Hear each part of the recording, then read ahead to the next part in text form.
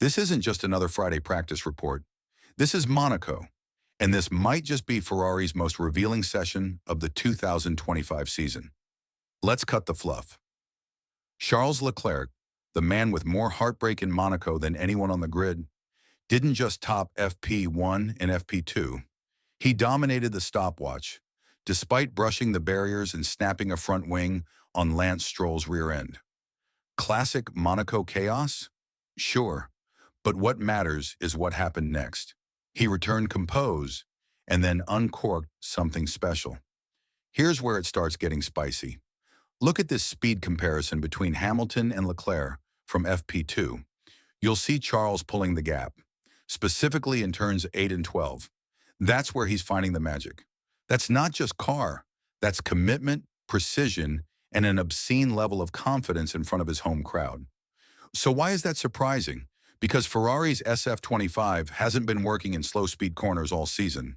And yet here, in Monte Carlo, a track composed entirely of slow corners, the Ferrari is dancing. That's suspiciously convenient, isn't it? Could it be that Ferrari, under all the criticism, has unintentionally built a car optimized for the most unique circuit on the calendar? Against Piastri, it's a similar story. The McLaren shines in the slow-speed, technical first half, but Leclerc reverses the momentum in the final sector. Watch that delta graph drop. That's where Charles is making the lap his own. In the absolute crunch zones, he's not just quick. He's putting time in the bank where others lose their nerve. Let's look at the numbers. Against Verstappen, Leclerc is up 0.163 seconds. Against Norris, a commanding 0.326 seconds. Sector 3, the one that defines Monaco's bravery quotient. Leclerc owns it.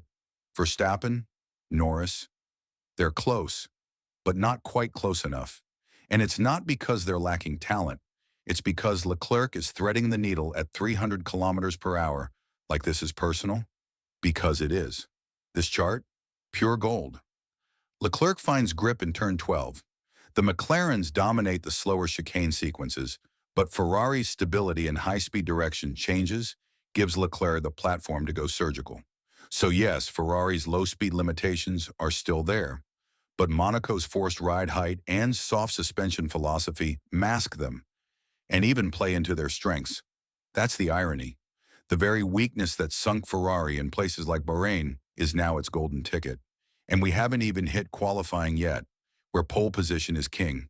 If Ferrari locks out the front row, they're in prime position for a redemption arc that nobody, not even the paddock's loudest doubters, saw coming.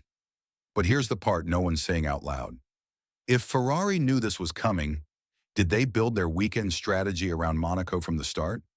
Is Leclerc's blistering confidence through the final sector a hint that the car was always meant to peak here? And if the SF25 isn't upgraded, just unlocked, what does that say about the rest of the season? You decide. But while you're thinking it over, do the smart thing. Smash that like button, hit subscribe, and stay locked. Because we don't just recap races, we read between the lines.